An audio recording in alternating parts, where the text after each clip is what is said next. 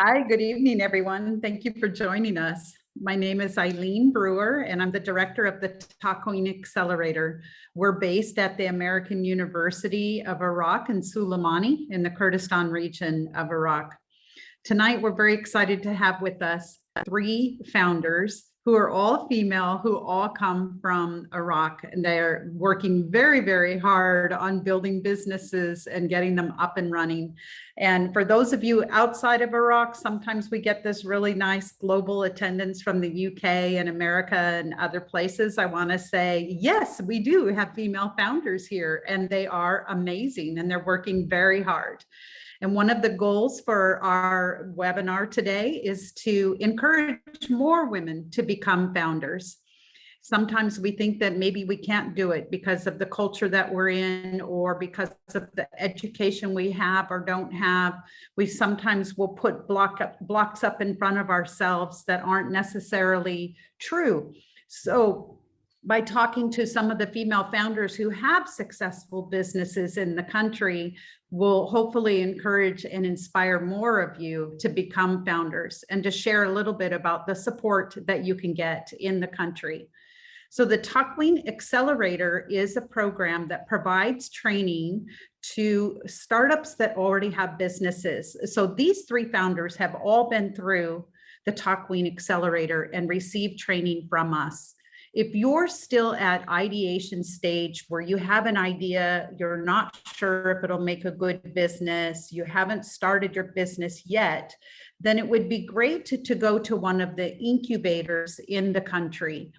In Iraq and Kurdistan, we have Orange Corners, 51 Labs, CWAS, the station in Baghdad and in Mosul, and a few others, Top Mountain, and a few others that are available. So if you're at ideation and just starting, then take some of the great tips you're going to hear today in the panel, and then think about going to an incubator or a co-working space to get some of that beginning training. And then once you have a business up and running, or if you do right now have a business up and running, male or female, then look at the Takween Accelerator and apply to one of our programs. We offer 2 or 3 different types of programs for different levels of startups. So our intensive accelerator is for the more advanced startups, but we also have a pre-accelerator. We have that cohort running right now. And then we have a digital readiness program that's another more entry-level step. If you're just coming out of an incubator and you need a little bit of help with social media or your digital assets, you can look at our digital readiness program. The next program we'll be running right after the pre-accelerator. We will have applications open in December for a female founder showcase, and we're very excited about that. We'll be looking for all the top female founders around the country to bring them together and have a training program specifically for them, and focusing a lot on sales pipeline and how to pitch to investors, considering the majority of investors in this region are male. It's like, how do we take that female presence and put it in front of male investors so that we can talk about things that they want to hear about and increase that investment opportunity? So with that, I'm going to go ahead and get our panel started. We're going to start by having each one of these ladies do what we call a 30-second elevator pitch. So the elevator pitch means that you only have 30 seconds because you're on an elevator ride with somebody else and you want to tell them about who you are, but you only have a couple of floors in an elevator ride with a stranger to tell them who you are. So we go with your name, the name of your startup, and the problem that you're solving. So I'm going to ask each one to do their elevator pitch now. We'll start with Lana. Thank you, Eileen. I am Lana Haddad. I'm the founder of Urbillum, the first Iraqi game creator. We provide games with educational and entertaining background that connects local heritage and culture. But more importantly, we want to improve the entertainment industry here in our country. We are currently selling 40 games per month now, and you can find us in 3 cities, Baghdad, Erbil, and Suleimania. And in each city, we have 2 selling points. And also you can order our games from Lezo, which is also a successful startup here. Excellent. I personally ordered my game from you through Lezo and had it delivered to my house. Thank you. So 40 games a month. That's great to hear. And Dia, let's hear about you. Tell us about your business. Thank you, Ali. My name is Dia. I'm the founder of Dia's Healthy World. We provide apple cider vinegar for now, which improve your health. And you can find us at Suleimani for now. And we have delivery for other cities. Thank you. Thank you. Thanks very much. And about how many bottles per month are you shipping? Or selling? You mean shipping for other cities or selling? Let's just say selling. Like how many are you selling, regardless of where? Okay. About 100 bottles a month. Wow, that's outstanding. That's great to hear. Thank you very much. And Huda, let's hear from you. Hello, good evening, everyone. My name is Huda Sarhang, and I am the founder of Lala Candles. Lala Candles is a candle making startup business in Kurdistan region, established in 2017 in Erbil. And we create unique candles inspired by culture and also by the daily life by the daily things in our life. We also provide white labeling service, which is a unique service we provided for companies and NGOs and so many other people interested in specific custom-made candles. And we sell across Iraq. We have 4 selling points in Erbil and 1 selling point in Baghdad. We also sell through Lezo, like Urbilum. We sell through Lezo online and also through our website recently. And we also sell, let's say, on monthly basis, we sell more than 300 candles every month. That's except for the white labeling projects that we receive every month. That's great. Thank you. Thank you so much. Thank you. Thank you. And the reason why I wanted to bring it up to the audience right away about the quantities that you're doing is because these are not hobbies. These are businesses. These are substantial volumes. Imagine making 40 to 300 of your product and shipping it out every month consistently with high quality and on-time delivery and accurate invoicing. So this is not, we're far beyond hobby stage. These are businesses. They're very successful businesses doing really, really well in either their local region or currently growing outside of those regions. So sometimes it's a little challenging for women when they're in their home environment and they're trying to convince or tell their family they're going to start a business, because our culture sometimes doesn't perceive that this is the role for women. So I'd like to talk a little bit about, I'll start with you, Lana, and then we'll ask Dia, share the differences about your family's reaction of when you started your business to now.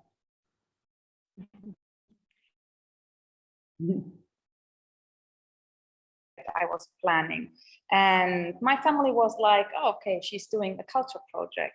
But then when I was going deeper into the subject and I started to understand it can be developed to a business idea and that it has high potential. So I took it more seriously and I gave more efforts into it, and of course more time. And my family started to think really, you want to sell games? You want to create games? Do you think it's how do you want to sell games? I mean, this is not working. So they were kind of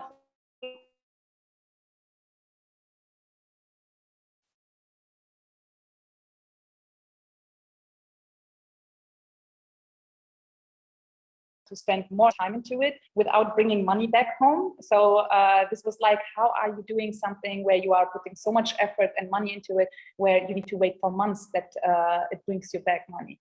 But then when they saw, like, when I really started to sell and the reaction of the people, they started to see like how important it is, and that it is actually working and making a little change in the society. So from now on, I actually have their support very much, and they come and call me, oh, friends of me, I talked about your game and they want to order. So now they are my selling partners too. That's awesome. Thank you.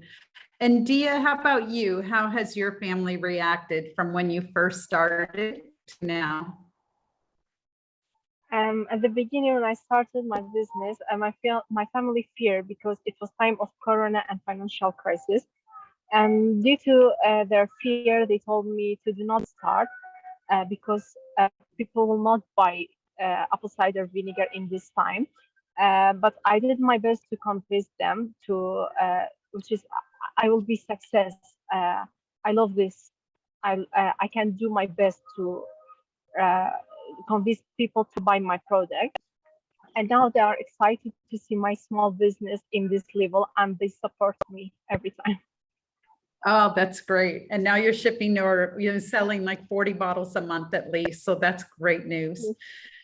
So Huda, let's talk a little bit about in the culture between the difference that you see in the culture between men and women starting businesses, and talk a little bit about how you overcome some of the reactions that you hear out in the community and when you're talking about your business. In general, in Kurdistan region and Iraq, it is very challenging for males and females to start a business and to have it as a sustainable one. However, it's double and triple challenging when you are a female.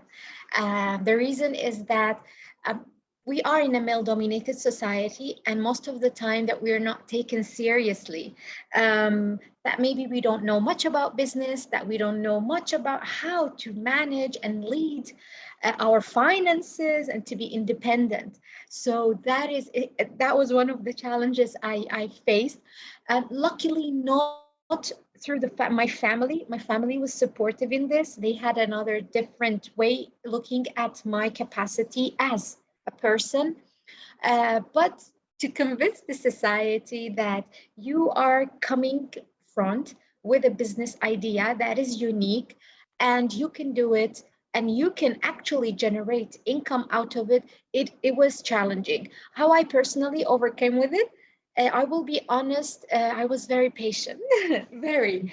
And that happened through basically proving that I can do it through numbers, through the sales that I am actually making. When they were saying that this is a hobby, she is just a woman doing, she has a soft new idea, handcraft, and so on and so forth. However, when you show them numbers, you show them that I have employees. Now I have 3 employees.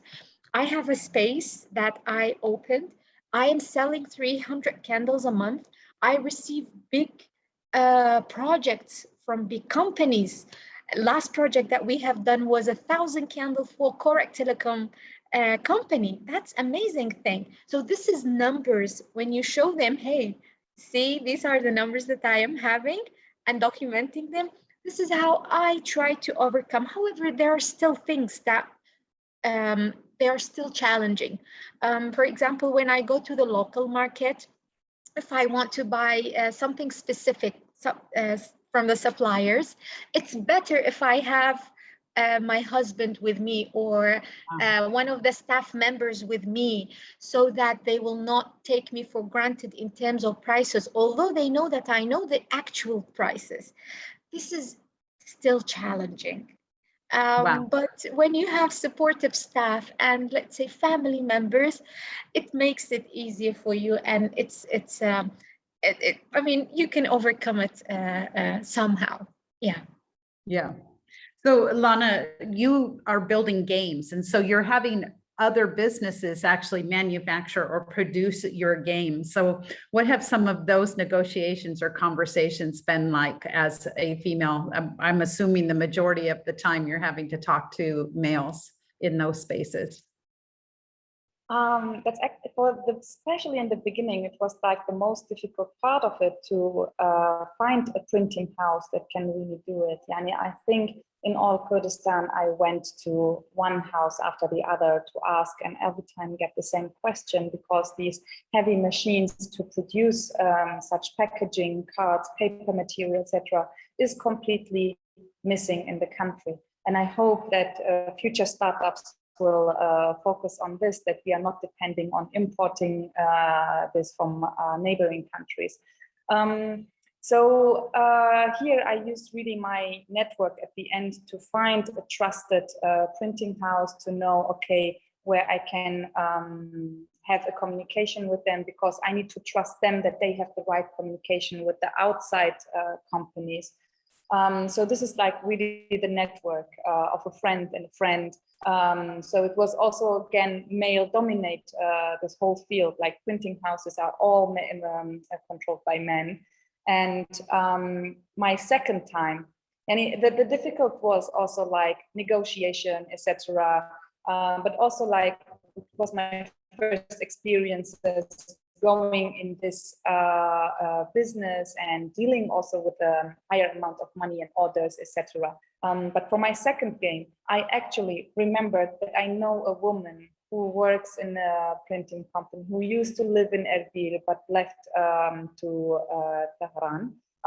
So I started to communicate with her for the second game, and I found it, I must say, much easier to talk to her and make the deals. It doesn't mean that there were no problems, etc., but this is normal, Lani, because when you produce something, there are misunderstandings, etc. But in general, the communication was much easier with her than before, because it also was kind of like more friendlier and not like only business focused. Like, she was interested to support me, and I was very happy that I would have a woman to talk to me. So this was really an amazing experience. So that's why I'm hoping that more women also going into this field, which is also like more tech based. Right. But this was a great experience to compare, like dealing with a man or with a woman in this field. Yeah. I agree. I have dealt with both, and it's always a little bit easier when you can communicate with somebody who there's mutual respect in both directions, and there's not this like condescension or this feeling that you're having to prove yourself as you're in those communications.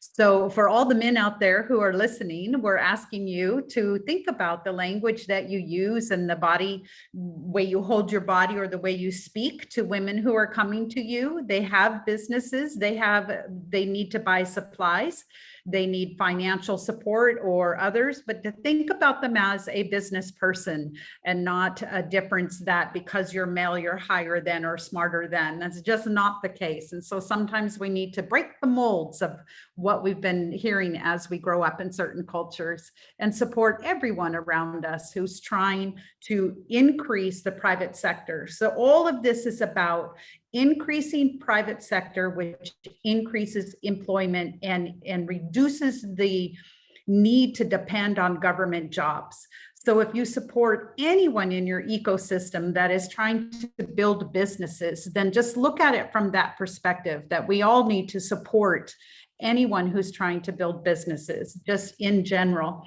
and not to be too judgmental or have an opinion about what they're doing, but just ask, what can I do to help you?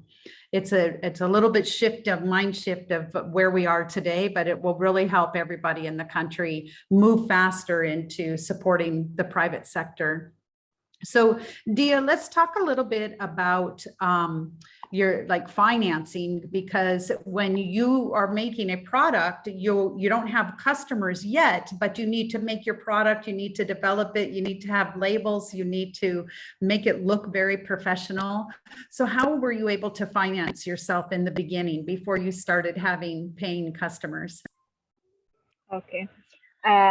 Before I worked for a place and I got only 100 per month. I was always save 20% monthly, collecting all the 20%. At the beginning, when I started, only I used 50,000 for my business. at the beginning.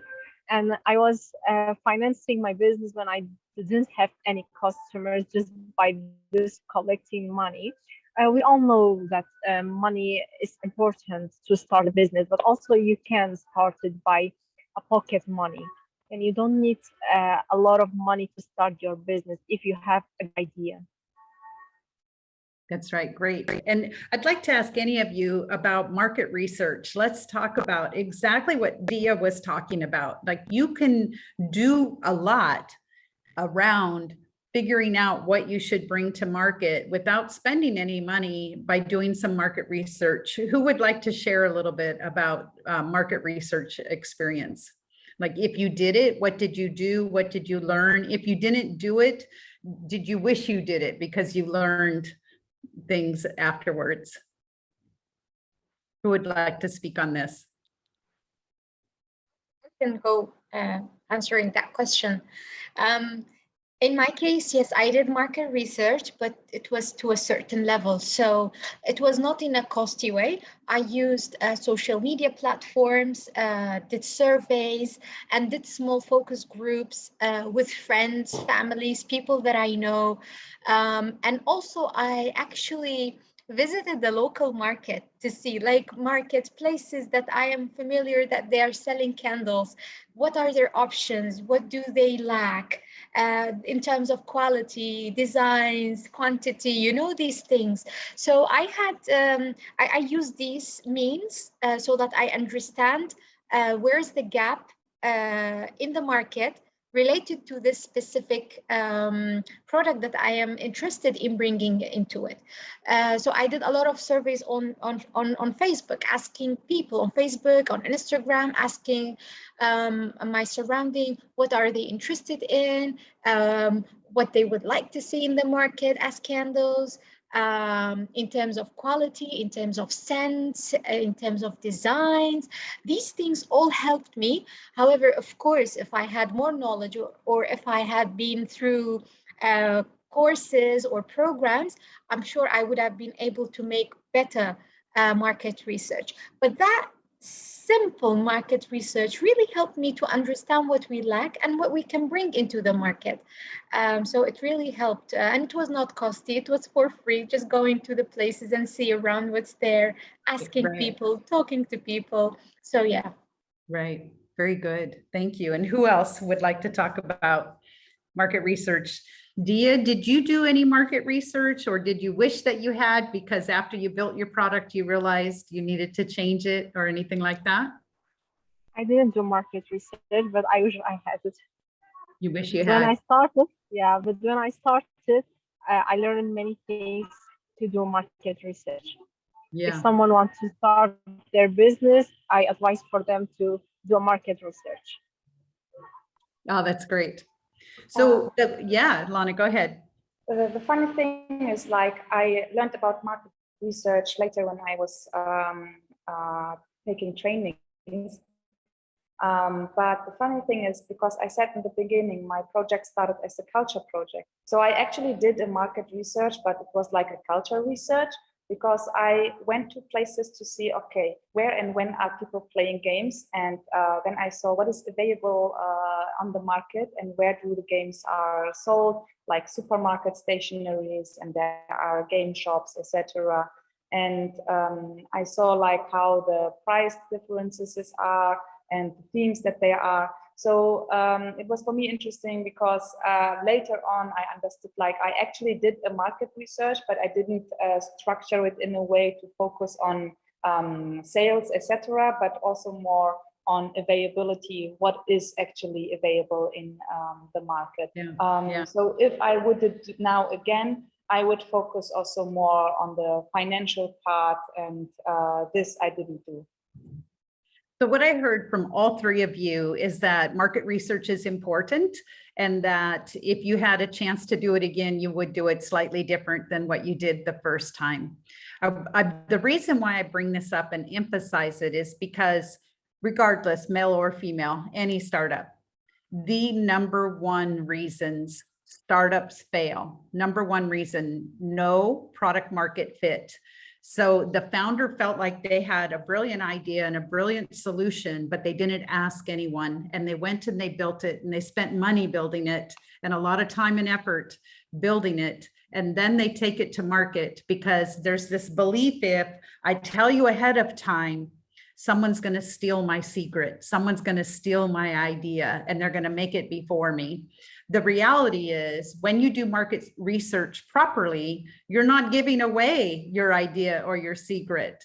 If you think that your brilliant idea is something like, I need to make red shoes, you do not go out and ask people, will you buy red shoes? What you do ask is, how often do you buy shoes? What colors do you like? How much money do you spend on shoes? Where do you go to find your shoes? Are there any shoes that you wish you could find that you don't find? So you're not telling anybody about what your idea or your solution is, but you're getting very valuable information so that you build the right product, and it will teach you about what the market really wants, so that you avoid one of the biggest reasons why startups fail. And so I'm glad to hear that you all did some version of it and that you recognize the value of it. And market research doesn't need to be one and done. You can go back now and you can do more market research, especially if you're wanting to expand your products or change your pricing or break into a new region. You would go out and do some market research first, and before you put all the time and the money into that.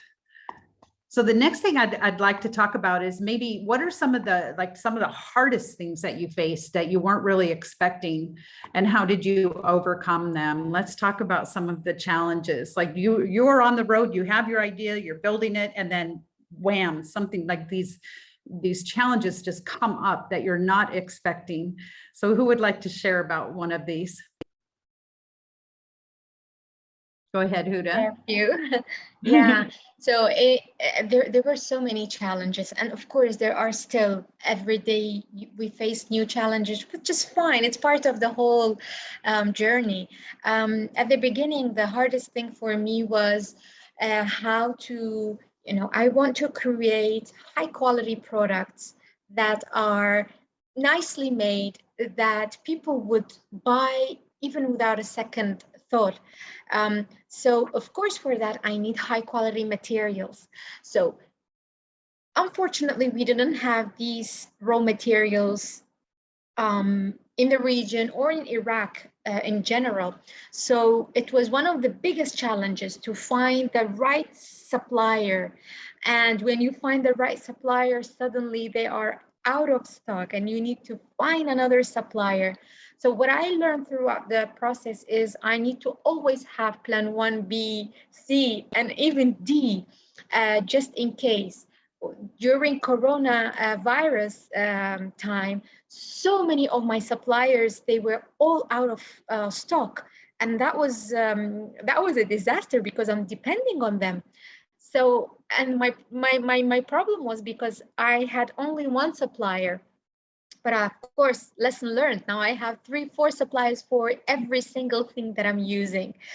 So that was one of the challenges. Another challenge that I didn't expect, which was to be one woman show. So you have to do so many things since you are a startup owner. You have to do finance, you have to do marketing, you have to do, you have to have good networking, so many things on the plate that you had to do it. Of course, eventually with time, these tasks, you have to give it to your staff. But at the beginning, it was one of the challenges that you don't know how to trust the capacity or the ability of the people that they are with you to help you. So you need to give yourself the chance and to give them the chance that together with the right team that you can do it all together and separate the tasks. So these were really challenging things that I faced. Right. I didn't expect that I would face. Yeah. I think for me, it's probably the number one reason why I would not be an entrepreneur. And I highly respect entrepreneurs is because I don't want to have to do all the marketing and the finance and the sales and talk to investors and build a product and find suppliers and pay the bills and recruit a team, right? It's just, Oh, yes. it's like you have these beautiful ideas and these things that you want to take to market, but oftentimes entrepreneurs don't realize like you have to learn all these hats before you can get successful enough to hire people to do those for you. So definitely. And who else? How about Dia or Lana? We're going to talk about a challenge that you were not expecting that you had to overcome. I just would like to add something to what Huda said. Like she really summed up all these problems, that there is a lot of load on one person, especially at the beginning, before one starts to understand to navigate the work process to other people who are in it. The motivation to keep going on, because it is sometimes extremely, extremely overwhelming. And sometimes there is so much work to do that there is no free time and there is no resting. And also like when it's nighttime, this here is not stopping to work. And there is like so many other thoughts that are keeping you busy. And sometimes, of course, you are not really selling, and then you are like, why I am doing this? Or Right. there are these difficult moments where one starts to doubt, like, oh, my life would be much easier if I just work for someone from 9 to 5, and then I'm free and my salary is fixed and that's it. So sometimes there is this down part where you are not motivated, where you really start to doubt your work. So one needs to be patient, definitely. And sometimes it depends on the project, depends on how much money there is. It needs a half year, it needs 1 year, sometimes it needs 2 years, sometimes it needs 5 years. It depends really on the circumstances, on the project, the product, and the financial ability that one has, etc.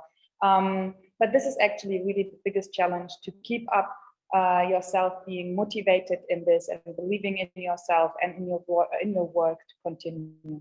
So Is there something that everybody will face. Is there something that you would do or look at to help motivate you when you would get down in these really hard places? Like, what was it that would pull you back and keep you going?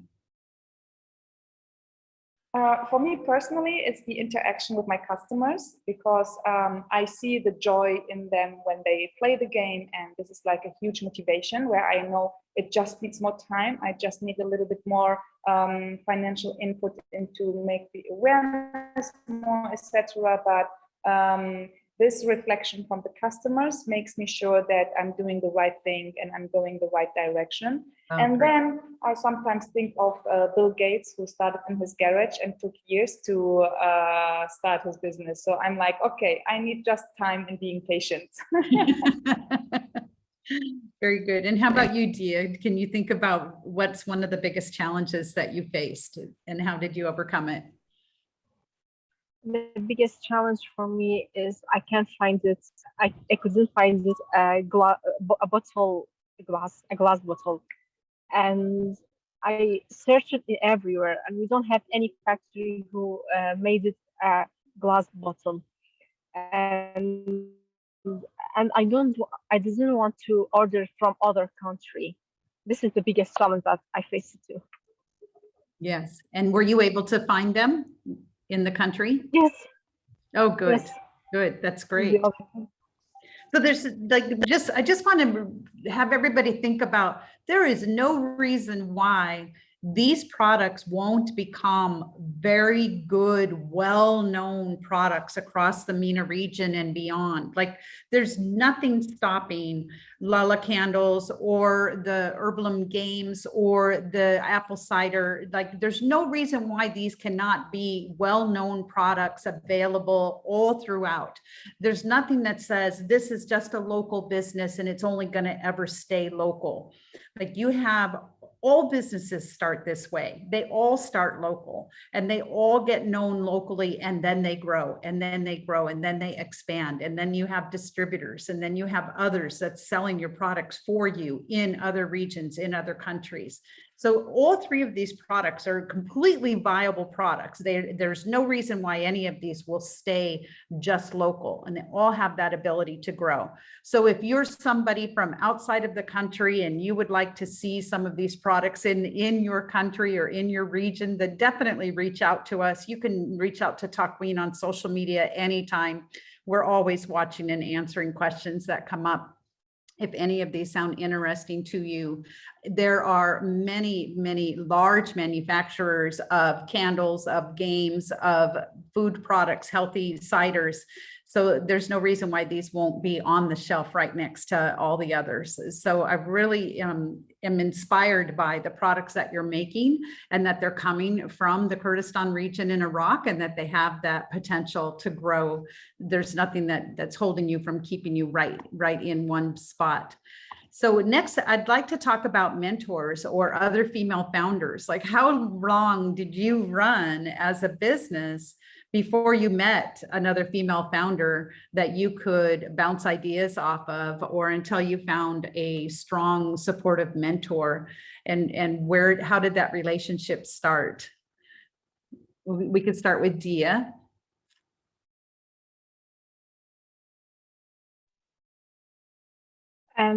Actually, I started the relationship with these women's founders at the events of selling local products and having a good relationship. And they advised me, those who had already their business, and in WhatsApp we are contacting and tell each others if anyone of us need help. Great, thank you. And how about you, Lana? Actually, Huda is, for example, one of those who were my first discoveries of these female founders here, because I just launched my product, and she and a few other beautiful women were starting this expo where they were selling local products done by here. And they invited me to participate there too. And I was like the last minute person that they put in. And I'm happy to this day for this opportunity, because I'm in really good contact to all of them. And I'm very, very proud of what they established, because they brought all these young entrepreneurs and small businesses together and created this network that gives a very healthy environment for people who start their business, because we all know it's very difficult to go to the market and there is like a high competition. But they started kind of to build up a community where you don't have this aggressive competition or something like this, but instead of each other support.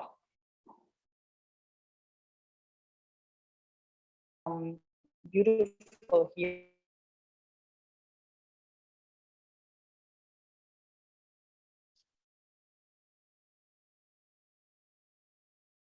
I don't know if this is on my end or her end.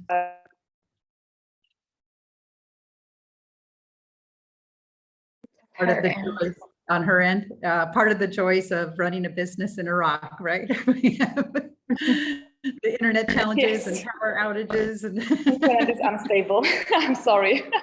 That's all right. We're doing great so far. None of us have had the power go out. So. Very good. And so yeah, this network is an amazing thing. And so for me also, like Huda started very earlier with her project. So she is someone I look up to actually, because I see how hard she's working, and also that she's bringing all these others together and cooperate with others. She is walking for us a journey that we need to follow up. Oh, that's nice. Very nice. And Huda, how about you? Where did you find your first mentors or other female founders? Thank you, Lana, for all the nice things you said. And indeed, I love the network that we have now. For me, when I started in 2017, I was lucky that I started with 3, 4 other females who were actually my friends. It was the same period that the 4 of us or the 5 of us, we wanted to have our own businesses, each in their own specific interest. Mine was candles. I had my friends from the Dali store, jewelry. Then we have RJ Fabrics, and everyone, we wanted to do something. So I had that network that everyone wants to start, and we started, and then we strengthened that network. Slowly, when the business was settling and we were going into the market, we thought of, okay, why not to know other people? Why not to bring other people into the same network that only the 3 or 4 of us have it? Indeed, before coronavirus, it was in 2018, we arranged the Startup Expo. It was a unique experience. We chose, it was only us. It wasn't, a place that arranged the event. It was us. We arranged the event. We received a nice fund from a specific place, and we had 22 other entrepreneurs, males and females, all coming from Suleymania, Duhok, and Erbil. And we built up that network and to know each other. We contacted some people that we didn't know. It was through the social media pages that we know, oh, this exists. So that was the start. We created the network. And of course, from there, from these 22, each one of them, they introduced us to other people that they know. Either they were stakeholders, either they were other startups, inspiring people, mentors that we could learn from. So that was the start, how we could create that network. And we still have it, although life is now very busy and everyone is somewhere, and the coronavirus, the whole thing didn't end yet. But we are still keeping that network online, let's say, through events like this, through so many programs. And I really value this network that we have, because it is benefiting everyone. Yeah, it's very good. It's really nice to have that support of like-minded people around you, so that you have that everybody's trying to build businesses. They have ideas, they have leads, they have support, and they believe in you, instead of doing it all by yourself and being surrounded by those who don't believe in your vision and don't believe in entrepreneurship. It makes it much, much harder. So let's talk about some of the other programs. So if there's people in the audience or people watching and listening to the recording, and they want to know, well, where do I go now? Takween mentioned that they work with startups that are already existing. So where would you recommend them to start if they have an idea, or they're by themselves and they're trying to figure out, how do I turn this idea into a business? And I have no money, but I have an idea. What should I do next? So some of you went to some other programs first. Let's hear about what kind of advice or suggestions you can give to those who are at that very early stage. We can start with Dia.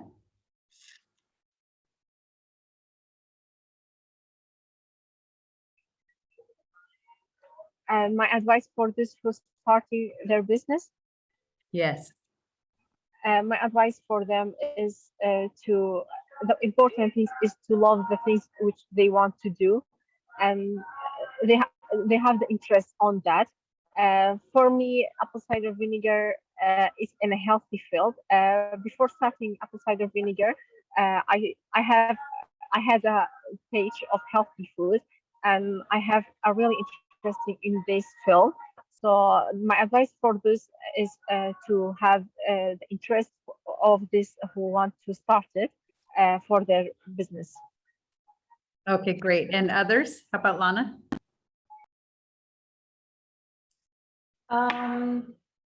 Before one goes to such a program, it also depends on what product they have. I think it's really best to work first in a place where it is in the area where one wants to go, to just have experiences. Like, it really depends on the work experience of the person. because I really believe you need somehow to have experiences in sales, in business, in sales, or in a shop, or whatever, depending on your business that you want to start. Then to look forward for a program to get trainings, because you need to really know, do I really like to do this 24/7, yani for a couple years in my life? So because to only have an idea is something, but also being in this business is a different thing. So the safest thing is really, first of all, depending if you have a physical product that you want to sell, maybe first of all, be a salesperson somewhere for 1 month, for 2 months, whatever, just to understand how it is to sell a product to a real human being face to face.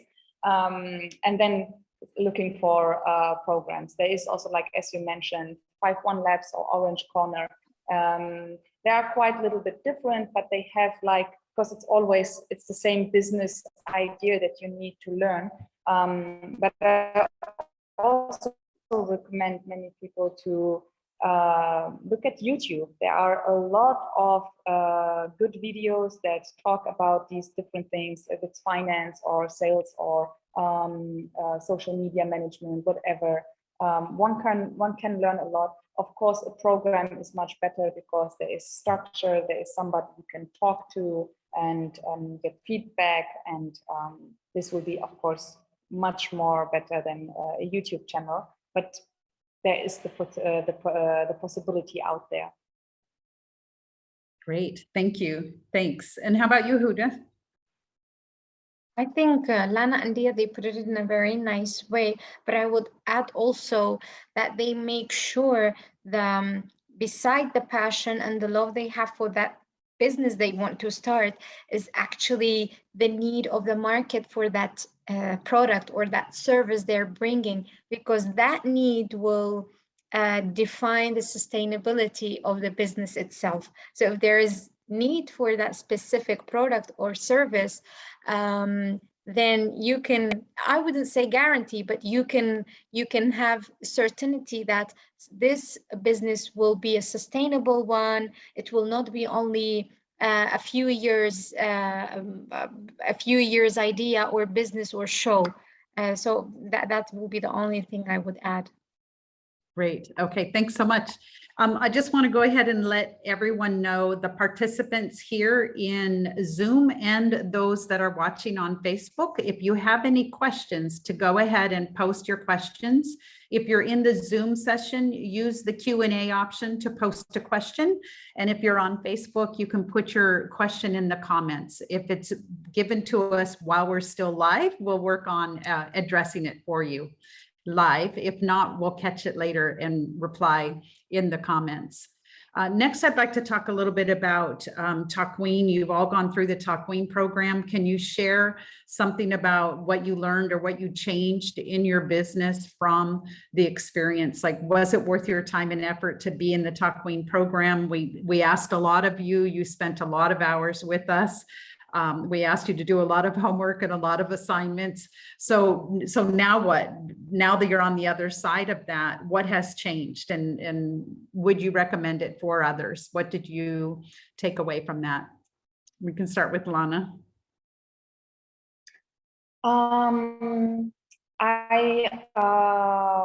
For me, like, the best part of the program that I had a very shorter one than Huda, for example, had.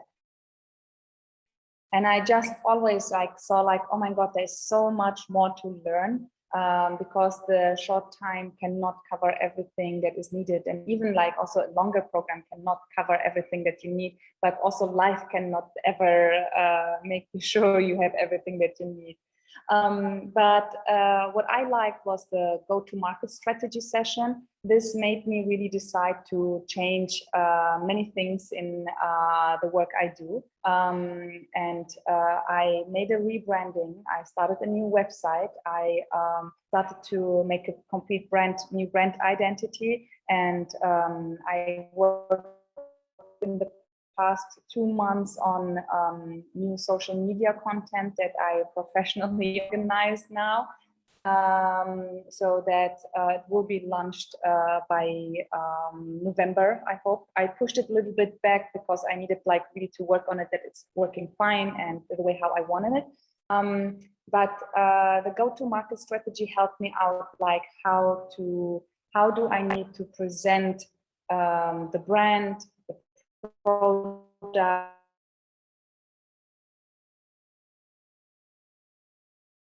Oh, it's sticking again.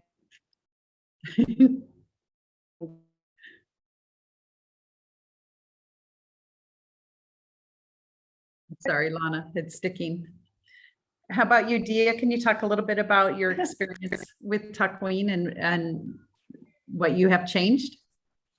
When I participated in Takween, I didn't know how to market strategy very well. In Takween, I learned so many things to market strategy, as Lana said before. It was a very good experience for me, which I participated, because market strategy is a very important thing of business.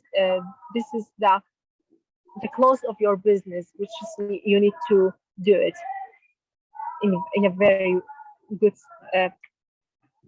way, in a very good way. Yes. Great, thank you. And how about you, Huda?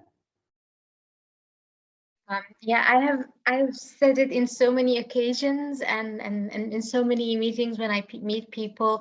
For me, Takween Accelerator was another level of knowledge. I've been to so many other programs before Takween. However, in Takween, first of all, the whole materials, the whole program itself, it's heavy, it's serious. You have to, you have to be like a real student. You're taking your classes. So I really enjoyed it in that way.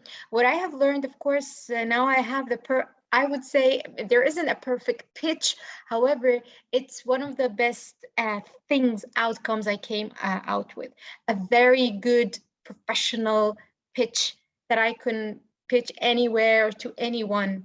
And also I learned to think big, to not just stay local, to think international, to think bigger, to think with numbers, big numbers. And also that I can't be doing everything alone. I have to do it with other people. I have to depend on other staff members. So these things, you absolutely need someone to, of course, with experience you learn. However, you need someone to show it to you. And in my case, it was Takween. So I have been really lucky to be a part of it and to learn all the things that I have learned and all the knowledges that I have gained through it. Yeah. Oh, that's great. Thank you. Thank you. So we have a couple of questions that came in. One of them is, how do you collect data for marketing when you're in Kurdistan?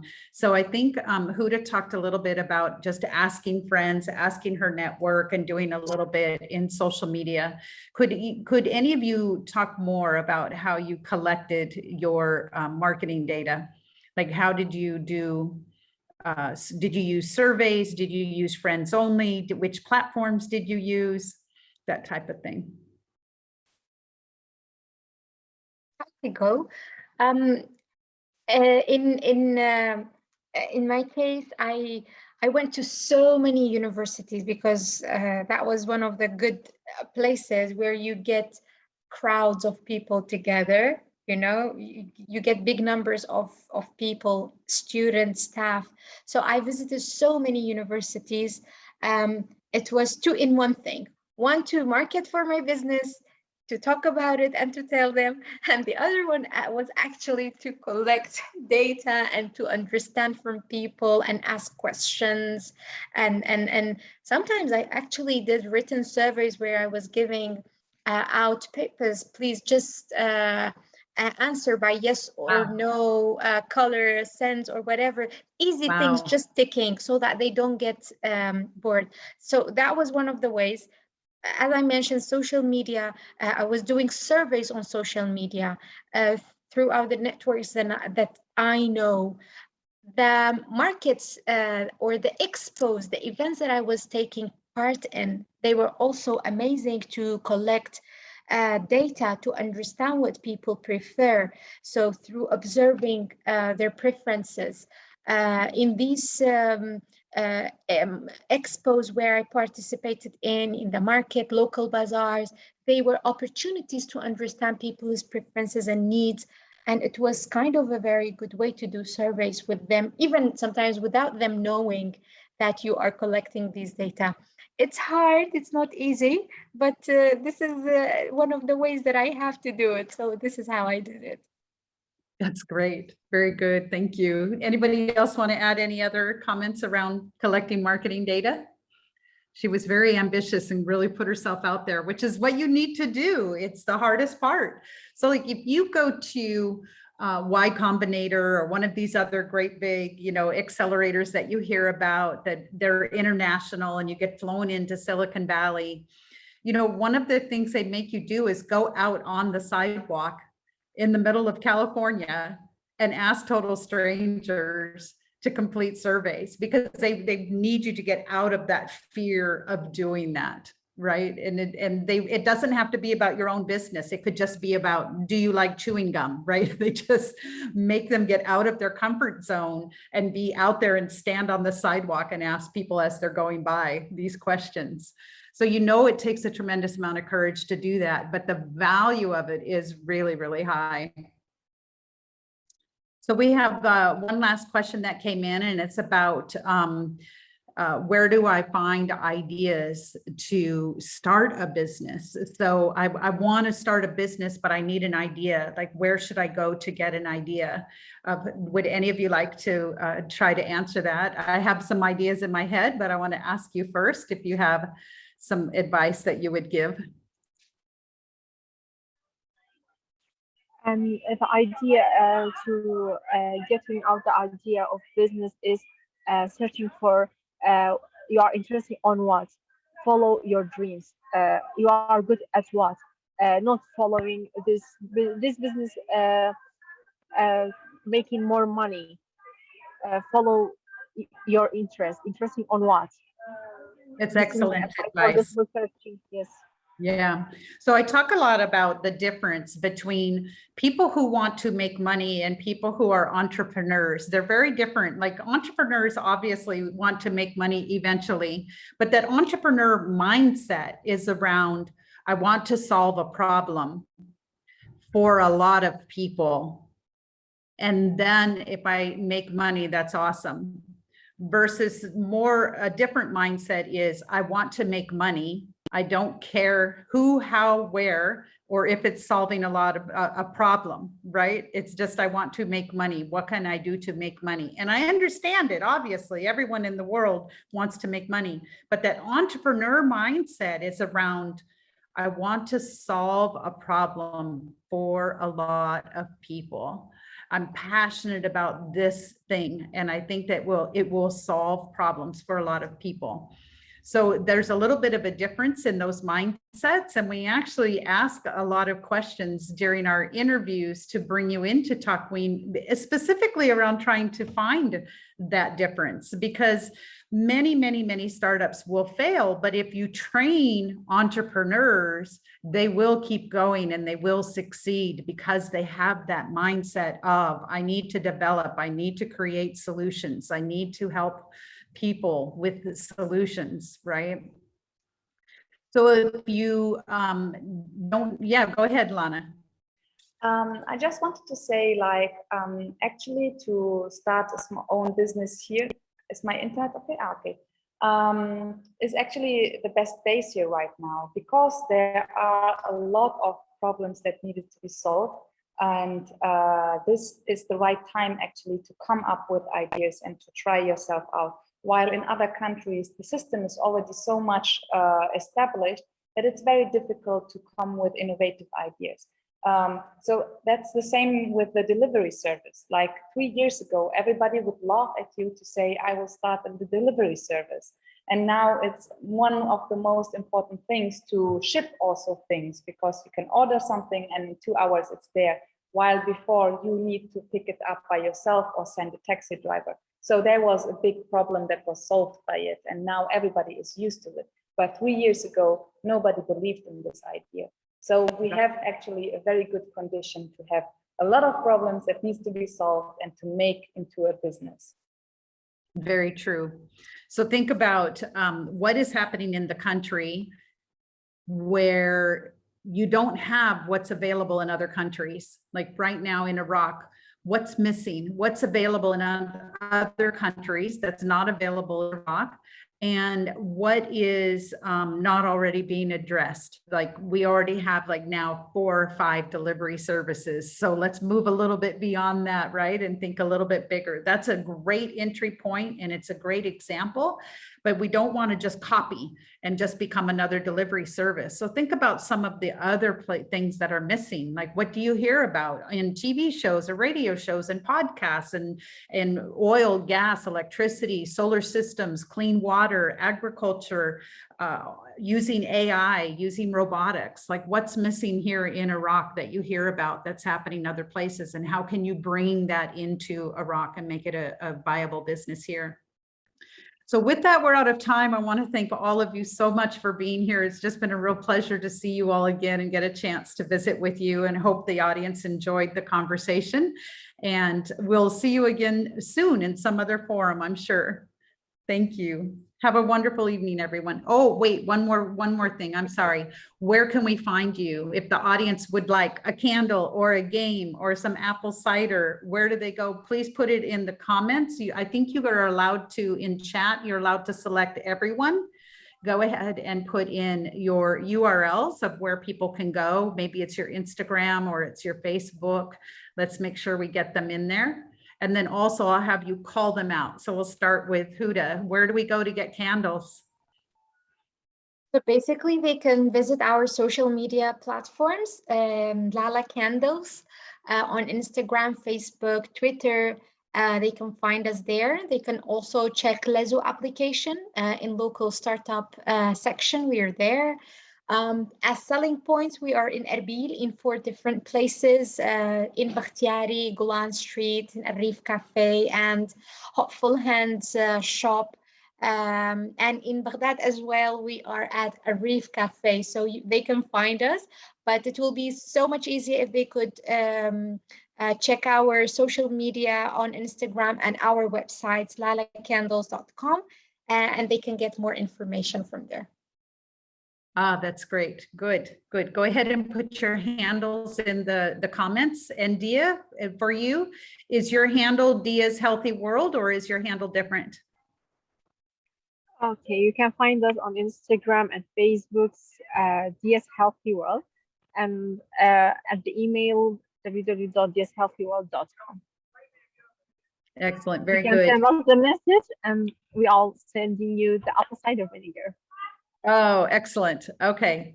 And how about you if I need to buy a game, Lana? So of course on social media, Instagram and Facebook, Urbillum, which is also the oldest name of Erbil, so you can memorize it. Selling point, it's Hopeful Hands, where also other like Huda are presented, other small startups. Then the Bus Cafe on Ghazali Street. And in Suli, we are available on Jan Breakfast Cafe, and also at Nachash, where they are making their own clothing, and they have also a few selected local products which are also presented there.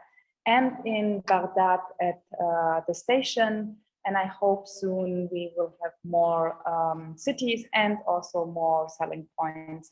And of course, Lezo application, where you get it delivered to your house. Excellent. Oh, I'm so glad. It's so wonderful. So everyone out there, go out and buy yourself a candle, a game, and some cider vinegar. Every household needs all 3. Thank you and have a wonderful evening. Thank you very much. Thank you very much. Bye-bye. Bye-bye.